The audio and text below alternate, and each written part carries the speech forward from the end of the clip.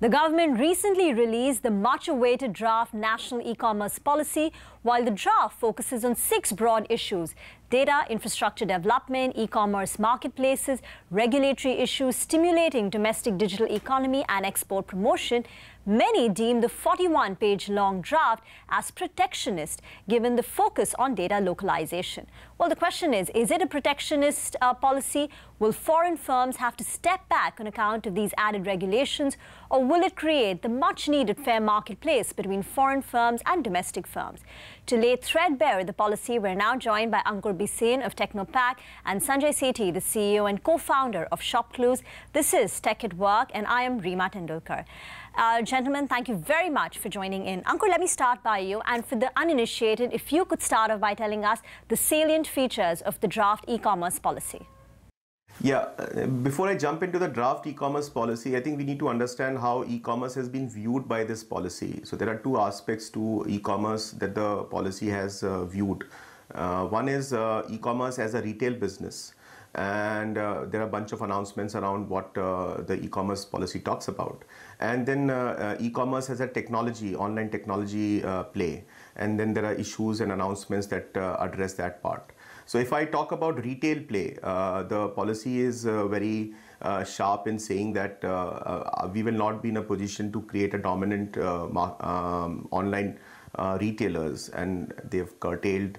The policy has tried to sort of curtail online retailers to not build their private labels, not do inventories, stock and sell, and sort of push up your marketplace model.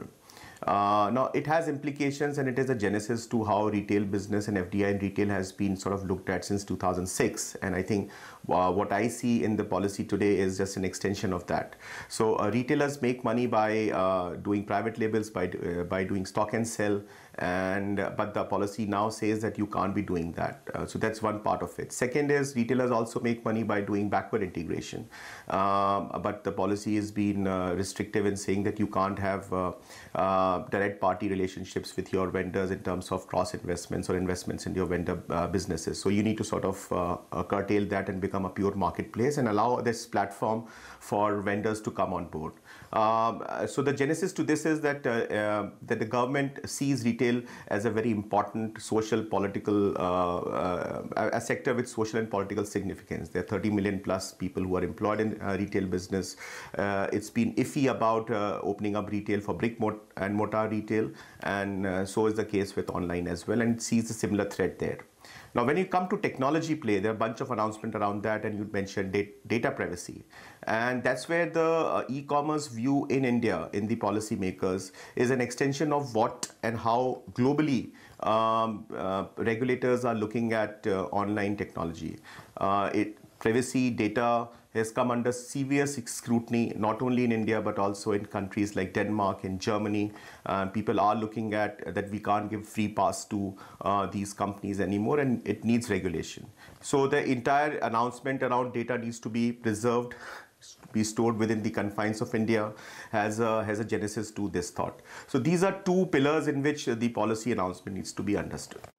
Okay, so when it focuses on retail, it seems to be promoting more offline, especially in an election year. And also when it focuses on technology, it speaks a lot about data. And Sanjay, I want you to come in here because I'm reading verbatim. They're saying the data generated is a national asset. The government and the citizens have a sovereign right over it, and therefore foreign companies need to localize data. Do you think the draft policy focuses excessively on data, and therefore would you call it protectionist? So, Rima, Ankur, I think just quickly, I would say that, protecting an industry does not mean protectionism. I think there is a difference. And I think there is a negative connotation to protectionism, whereas protection is the right and duty of the government. And I think they are doing their part in this. I think if you read the draft policy, there has enough and more time has been given on the philosophy of the policy. It talks about, there's an entire preamble in the executive summary that talks about why and what of the policy. And I think, and then if you look at, just do a quick search of letter and spirit, you will find letter and spirit, I think, mentioned at least 5-6 times in the entire draft policy. And just to answer your question, what it means is that the policymakers are very clear that data is a national resource, not a natural resource, but a national resource. It has to be held in trust for the people. And I believe it is a very important activity that any sovereign government has to do. And I think India is, I would say it is a little delayed in doing this, but better late than never. So it is protecting for sure, but I don't think it is protectionism. Okay, so it's protecting the domestic industry, Sanjay, but do you think it makes it more difficult for foreign-controlled e-commerce companies to do business in India now? So, Rima, I think on this one, it's very clear. I think we should not confuse Amazon and Walmart as the only foreign companies who are interested in India. I think what is very clear is that it clearly mentions out, and like Ankur said, the policy of FDI in India has been the same since 2006. Nothing has changed. What has changed is that certain companies have decided for the longest time, for almost 12 to 13 years after the FDI policy was launched in India, e-commerce was happening the way it was supposed to happen, both in letter and spirit. But I think in last 7-8 years, people have found loopholes and circumvented the letter. I think even and dramatically the spirit of the law.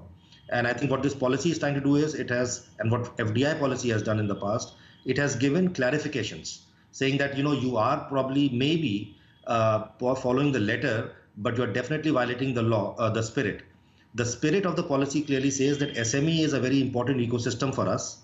Capital dumping cannot obliterate that ecosystem that has been created. It has to be preserved for the long-term good of the nation and the consumers. So what will change with this, Rima, is that FDI the policy will not prevent foreign companies from coming into India, but it will now start attracting those companies who are desirous of not only to follow the letter, but the spirit of the law. It will definitely have an impact on 2 or 3 people who do not have a desire to follow the spirit. Okay, which are these 2 or 3 companies who don't want to follow the spirit of the law? So it's clear, Amazon, Walmart, clearly, both of them have created structures which are inventory based, and they knew that inventory based models are not allowed. I'll give you an example. eBay was operating in India for almost 15-16 years till they sold their assets to Walmart. But while they were in India, they've always followed the letter and the spirit of the law. They ran a marketplace in the country exactly the way FDI policy required it to run the marketplace. It only changed, since Amazon, Flipkart / Walmart started finding structures and ways to start circumventing the spirit of the law. And hence, these clarifications became very, very important. Ankur, come in on this. So what will be the required changes in the business model, say for the largest 2 companies? One is Amazon and the other one is Walmart, Flipkart. And with the requirement to host the data locally, what will be the additional investments that these companies will need to do? And therefore, is there a risk these foreign firms step back as they now need to comply with the spirit of the law? Yeah, so as far as the business model is concerned, I think a mindset change is required in these companies to position themselves not as retailers but as service companies. So a lot of their revenues which used to come from the arbitrage of margin between buying and selling will now be shifted to charging a service fee for vendors and looking at whole range of service models or listing models that needs to become the mainstay of their revenue stream. So because now they have to sort of promote and push their platform. Once they move towards a service model, what changes in their profitability should we expect? But profitability, we have not reached that far as yet, even in the buy and sell model. So of course, they can look at the service model afresh as well, because the same issues around EBITDA are still there. People are still quite some time away from making profits. So it's not as if inventory-led model for them was making money in India. But as a result, that question becomes a theoretical question. But as far as service model is concerned, the mindset needs to change from a buy and sell to a service model. In terms of incremental capital required and the shift towards data protection, see, if you ask me, the capital investment for data protection is the investment that goes into servers. It's not a big issue to sort of just take up a place and start installing servers and give access to the government and make sure that the data is preserved locally within the confines and the geographies of India. So the incremental capital is not much. It is the intent of the companies to make sure that they are willing to do so, because what they end up doing is, because for them data is the wealth, and the kind of data that they generate, the kind of control that they have on data, secure in central servers much away from the geographies of India. That's the key issue, as Sanjay also mentioned. Data per se is becoming a key issue for technology regulation worldwide, and it's not an India specific issue, and that's why the differentiation needs to be made between protectionism and making sure that the asset of data is protected, and these are two different issues. So to that extent, I think if these companies were to present an argument that it is prohibitively expensive to do that, that's not the case as far as money is concerned. It is about the intent and making sure that you abide by what the government is asking you to do. So, Ankur, is this a correct way to do it? Because, say, Alibaba in China would not have become so good if China, say, had opened up its market to an Amazon. So the question is that if China can be successful following the strategy, will India also be successful? And therefore, can we see a bunch of homegrown, tech giants who are, global players now? Yeah. So partially, countries, in my view, have started to buy the China argument that you need to build domestic assets in this business. You need to encourage domestic companies. It's too big an issue which has security implications, social implications, to just provide a carte blanche of sort for international companies to come and just roll over. So, but China's case is an extreme case in the sense nothing happened, and it was absolutely a complete blank, and that promoted domestic sector to grow and become dominant. But yeah, a sort of a middle of the road approach is something that a democracy like India will embark on, to say that we need to groom domestic companies. We need to provide a level playing field and ensure that the issues around data are secured and protected. So to that extent, I think the thought is there now to say that we need to become more assertive and around technology, and we need to sort of make sure that domestic companies grow in this area as well. Sanjay, so the sense we're getting now is that this is protecting the domestic industry, and there are some added regulation for foreign-controlled e-commerce firms. Is there a possibility for smaller domestic retailers that now they will be dominated by bigger domestic rivals, say like a Reliance or a Future Group? So earlier they were dominated by the Amazons and the Flipkarts of the world, but now it will be some of these bigger domestic firms like Reliance and a Future Group which can dominate the smaller retailers, domestic ones. Rima, it's a very, very good question. And I think it is definitely worth asking. I just don't know how the dice will roll on this. But if the concern of the regulators have been that capital dumping should not obliterate competition in the market, then I think it should apply equally to both foreign and domestic players. So far, dumping has not happened from the domestic players, but I think if that is the spirit of the law, then I think you're absolutely right. It will probably be trading one problem for another. The policymakers are very clear that small and small businesses are the ones who need to be enabled by the e-commerce policy. They have to be digitized. They have to be brought into digital India. We want to encourage Startup India, Make in India.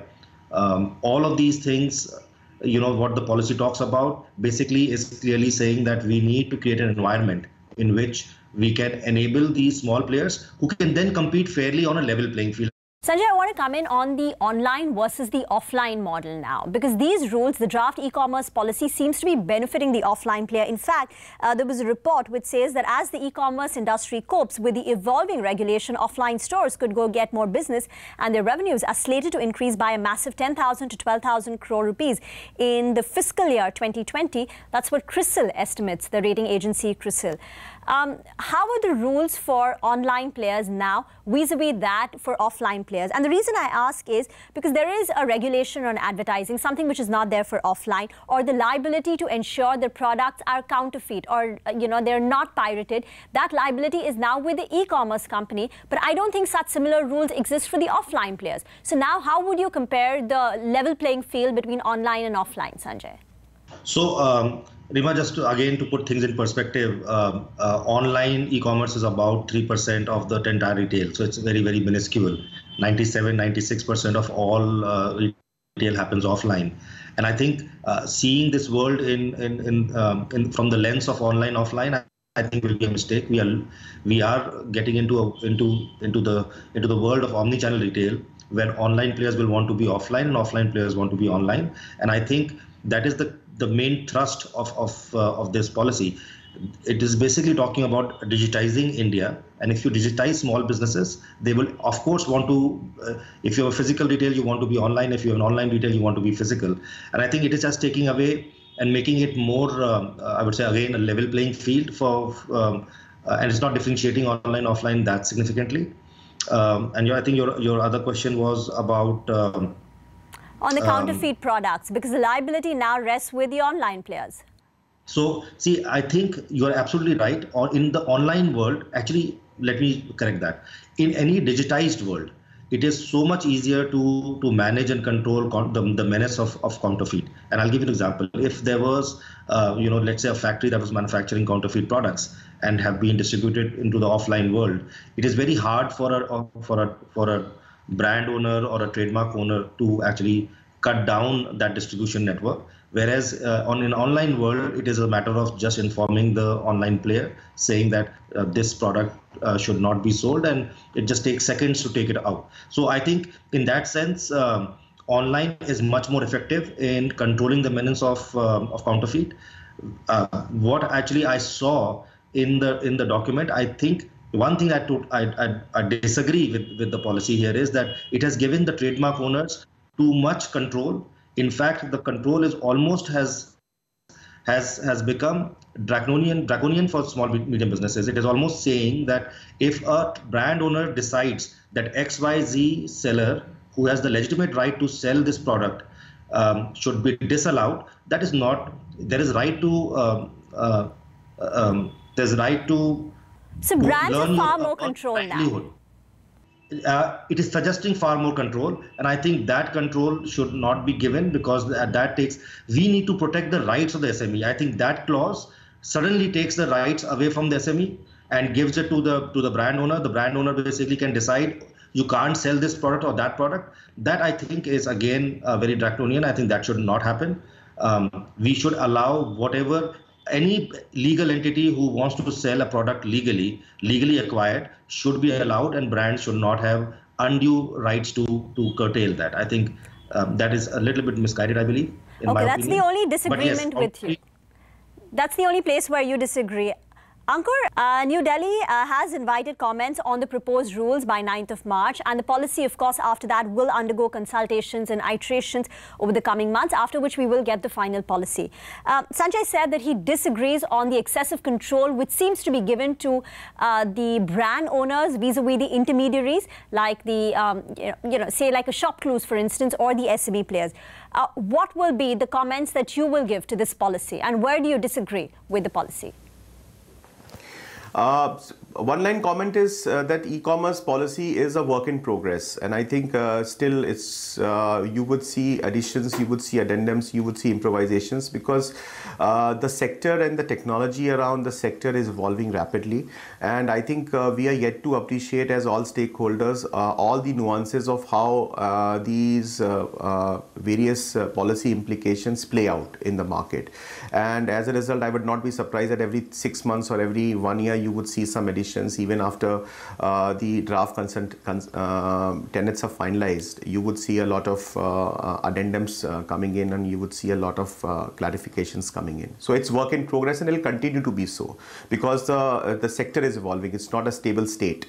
As far as disagreement is concerned, I am not so sure whether, but the point that Sanjay made is a very interesting point, that in solving one issue of capital dumping from international players, are you creating a situation for domestic behemoths to emerge and again do the same thing? And we are yet to sort of see how that plays out.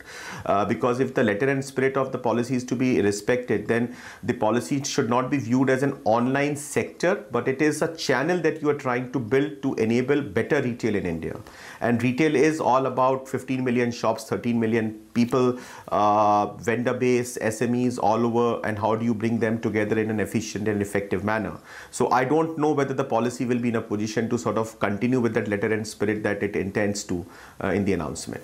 Now, as a stakeholder, what will be the comments that you will put forth to the government? The clarification around the enablement of domestic sector, how you are going to achieve that in this policy, I'm not too clear about it. And I would seek more clarity on the incentives for domestic players to sort of grow. What is it that you cannot do? So little more clarifications around that. Apart from that, I'm largely in agreement with whatever has been announced in the policy.